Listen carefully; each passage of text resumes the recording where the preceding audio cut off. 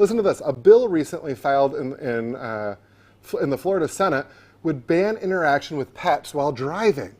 The proposed legislation isn't just taking aim at pets, it redefines distracted driving to include more than mobile devices. Reading, writing, and applying makeup, Amanda, while behind the wheel, would be against the law. The bill would also make distracted driving a primary offense, meaning you could be pulled over if you're seen petting your pup.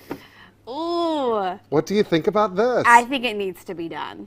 Agree. I do, because, I mean, my dog is kind of a big dog, right? But he loves to sit in the front seat and get all over the place. And I don't know, I haven't read this legislation, but I mean, you still need to transport your animals, but I would say it would probably be, like put a crate in the car. Right. Buckle the crate in. I mean, I can't do that. My dog's way too big. But there are like dog seatbelts.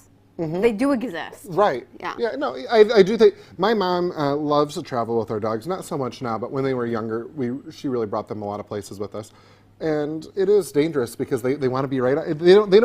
Dogs don't understand the difference between being at home on the couch and being in the car in a car seat and the dangers that come with that. I think it's really dangerous. It is dangerous. So is applying makeup, phone, reading. Eating People have even. Eating. No, when I'm on a road trip and I go through a drive-through, because I hate stopping to eat or anything, and you're trying to put ketchup on your burger, whatever. Yeah. Yeah, guilty. Yeah, me Guilty. too. I mean, we're all guilty of it, but Yeah. I think maybe a law to help would be a good thing. I agree.